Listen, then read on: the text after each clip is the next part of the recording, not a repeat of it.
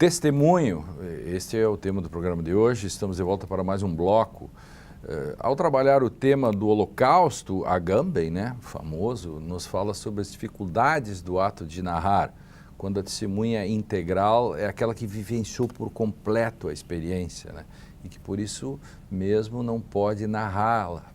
De que forma a literatura, incluindo a literatura do testemunho, ou de testemunho, pode auxiliar na tarefa de dizer o indizível? E de que forma esse indizível também, Fábio, está presente nas narrativas das testemunhas, e de como isso é um conjunto de coisas, porque quando o juiz vai citar uma doutrina ou um outro julgado, ele também está dando um testemunho. Sim. Porque ele acabou de ver um fenômeno, sim, como a testemunha viu um fenômeno. E também narra. Também vai narra. narrar. Também narra. Se me permite eu dar um passinho atrás antes, claro, de avançar nesse ponto. A discussão antes seguia sobre filosofia, neurociência. Sim. Eu não posso deixar de referir aqui uma passagem daquilo que eu já havia mencionado anteriormente, né? O Walter Ugumãe vai dizer, na fala do avô, é urgente viver encantado. Apenas aqueles que desistiram guardam os sonhos para a hora de dormir. E a única forma de vencer a tristeza é por meio do encantamento.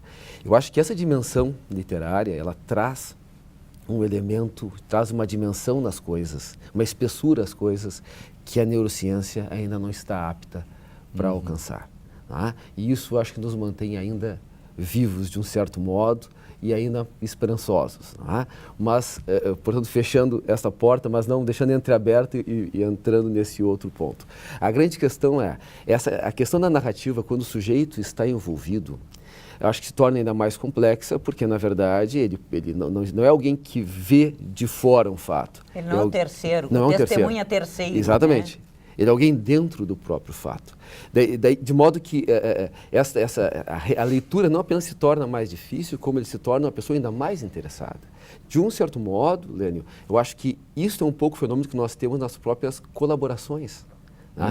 Na colaboração, o sujeito ele está dentro daquilo que ele narra. Tá? E não é por acaso que a gente, por vezes, vê pessoas narrando até uma parte e quando vem novos fatos, eu realmente havia me esquecido. Só que esse havia me esquecido faz com que toda a narrativa que ele havia colocado tenha que ser recolocada. Está comprometida. Está comprometida. Uma lacuna fundamental. Porque eu havia me esquecido. Quer dizer, é quase como se eu tivesse a obrigação de narrar algo que eu não sei narrar e que eu tento narrar da forma como melhor me convém, porque eu tenho que entregar algo, eu tenho que entregar um ativo, eu tenho que vender algo, de modo que essa narrativa ela é fragmentada, ela é parcial, ela é necessária, eu tenho que dar e automaticamente eu dou com medo, porque eu estou apenas me apropriando de parte daquilo que eu deveria, de um certo modo, ser capaz de reproduzir. Eu queria só perguntar antes dessa questão de narrativas. Vocês não acham que aí a filosofia entra como condição de possibilidade?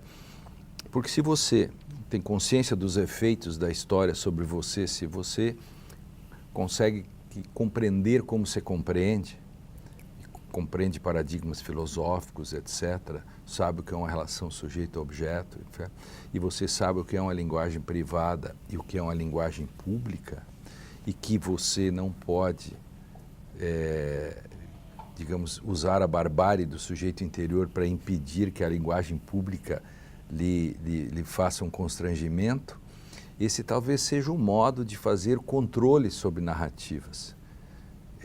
A narrativa se controla pela linguagem pública.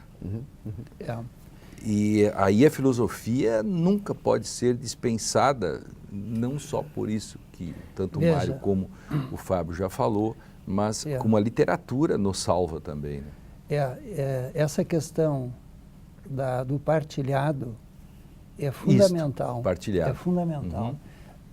O inenarrável, né? Freud diz o inassimilável, né? O que nós fazemos com ele? Como nós lidamos? As palavras não dão conta. Né? As palavras sempre são insuficientes, mas as palavras que nós temos. Falar é o que temos. Tudo quanto. Né? Então, esse inacessível, né? Quando eu tinha 6 anos, meu pai recebeu na nossa casa um senhor, Franz Brucker, meu primo. E ele vivia algo que ele não conseguia falar. E não podíamos assobiar em casa a partir daquele dia, porque se assobiássemos, ele se jogava embaixo das mesas. Era a década de 50. Ele tinha chegado da Alemanha. Ele era mecânico na Wehrmacht, né? E voltou da Rússia, não sei que ano, né? E veio para o Brasil. E ele conseguia falar disso esculpindo, né? Então, aquele que viveu o trauma, né, ele precisa do outro para dizer algo.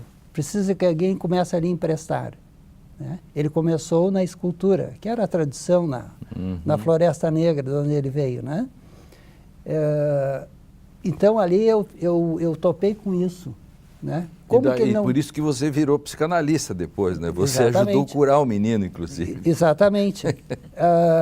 No diálogo, sei lá, estou brincando, sim, mas sim, você acabou virando psicanalista. Porque com quem ele mais conseguia falar era com o Boca Negra. O Boca Negra era o nosso cachorro, né?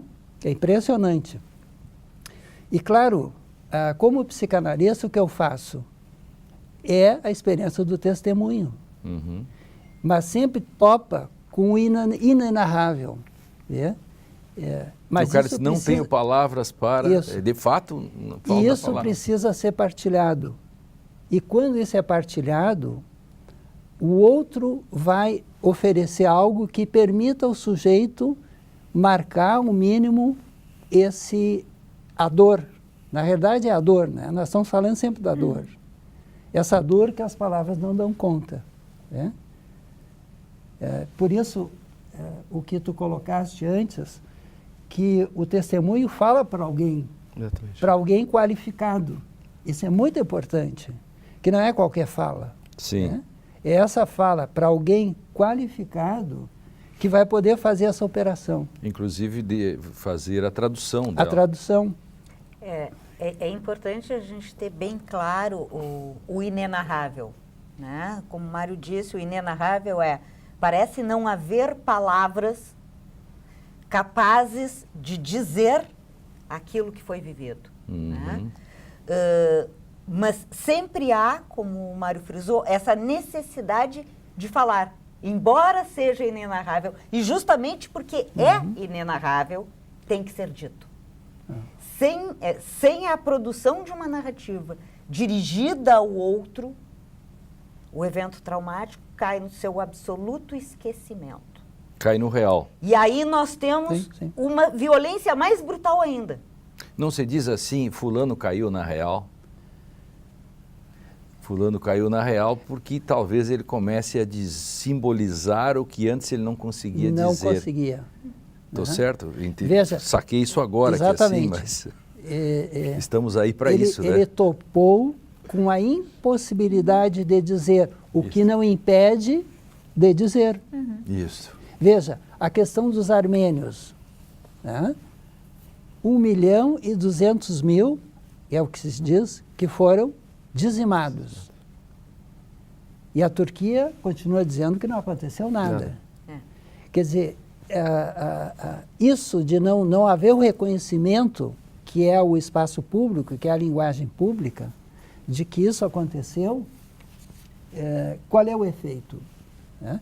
Quando as palavras não são ditas, elas ficam e produzem uma podridão, são venenosas. Venenosas. Envenenam por dentro.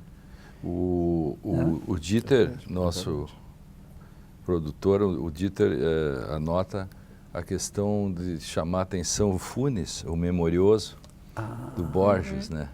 Você imagina que o sujeito recordasse tudo e pudesse narrar tudo. Exatamente. Quer dizer, isso já é uma impossibilidade. A possibilidade se torna uma impossibilidade.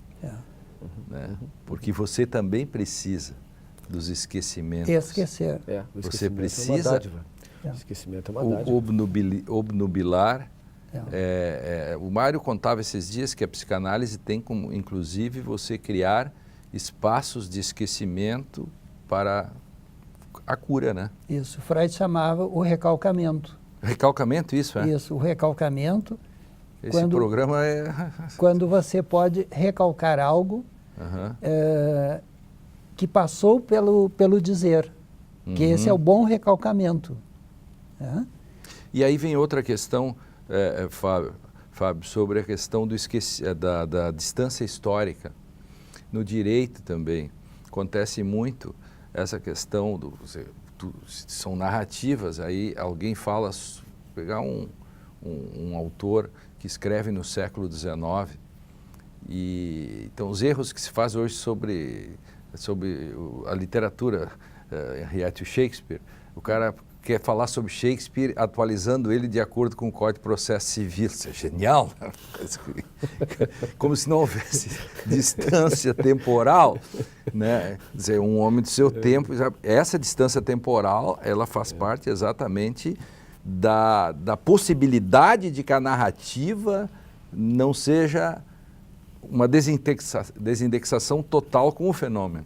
Agora, vê o seguinte, o testemunho é marcado justamente, esse testemunho traumático, de um evento traumático, ele é marcado justamente pelo eterno presente.